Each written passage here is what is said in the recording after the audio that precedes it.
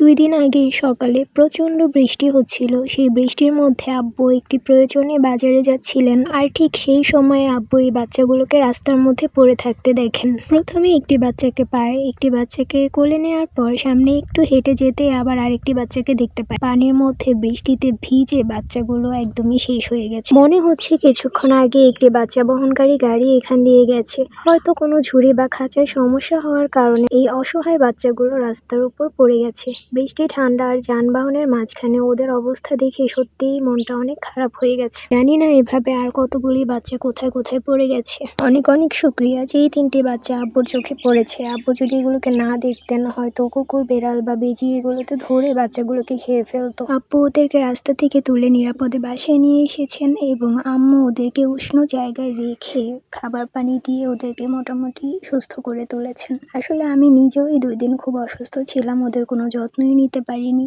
আজকে রুম থেকে বের হয়ে ওদের খেলাধুলো দেখে অনেক ভালো লাগছিল।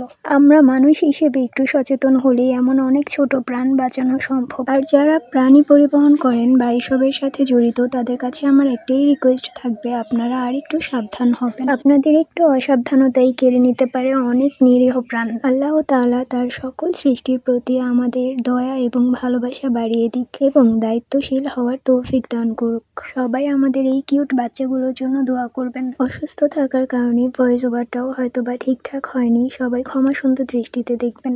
আল্লাহ হাফিজ।